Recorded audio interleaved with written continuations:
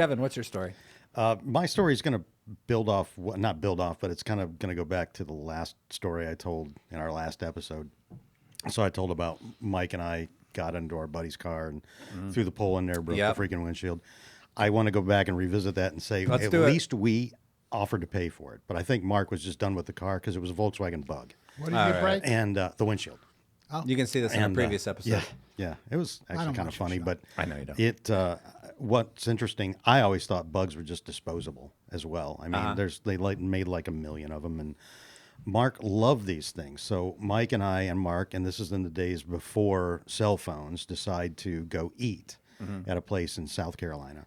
Mike and I had motorcycles. Mark had this different bug that he had. He's a bug guy. Yeah, he was a bug guy. Big old bodybuilder guy, loved the bugs. I guess whatever. just enough room in it for They him. have a He cult was following, comfortable. yeah. They They had do. the They absolutely. the eyelashes on the front. No, Okay. no, these are the old 60s, 70s style bugs, the good ones. The nice- Like, the old goodish school. ones, anyway. Yeah, Herbie. And so Mike and I made it to this restaurant, and this is again before cell phones, so we're just kind of hanging out. And again, Mark, his cars were questionable from the beginning, so I don't know why he kept buying them, but we could hear him coming down the street. We were eating at this place called Ryan Family Steakhouse.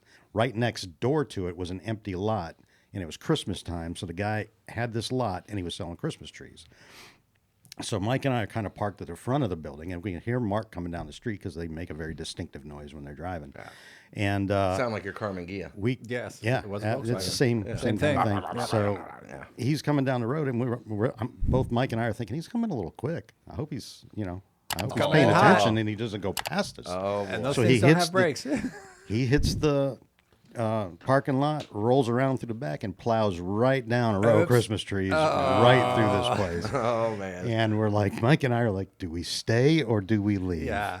So, but again, this is before cell phones, so it's not like you're going to call somebody and say, hey, so Mike and I stayed, and we had to help pulling. He's like, man, I got no brakes. I was like, of course you don't. This is a Flintstones car. Yeah. Just put your feet down. But yeah, so that's my story. I was just I kind had of a funny thing. I had but- a Carmen Gia. I knew that because I was thing's on the great. highway doing probably 75, 80, close to its top end. I got the gas buried, and I go to like slow down, hit the brakes to get off, and I'm like, You're like, what's fucking not slowing down? yeah. And then I'm like trying to weave to miss cars and shit, and then finally it would slow down. So yeah, it just went all of a sudden on They the highway had once. one of the ones that we broke the windshield on was real weird because it was a standard, but it didn't have a clutch like you would push the pedal. You had to shove down on the gear shift.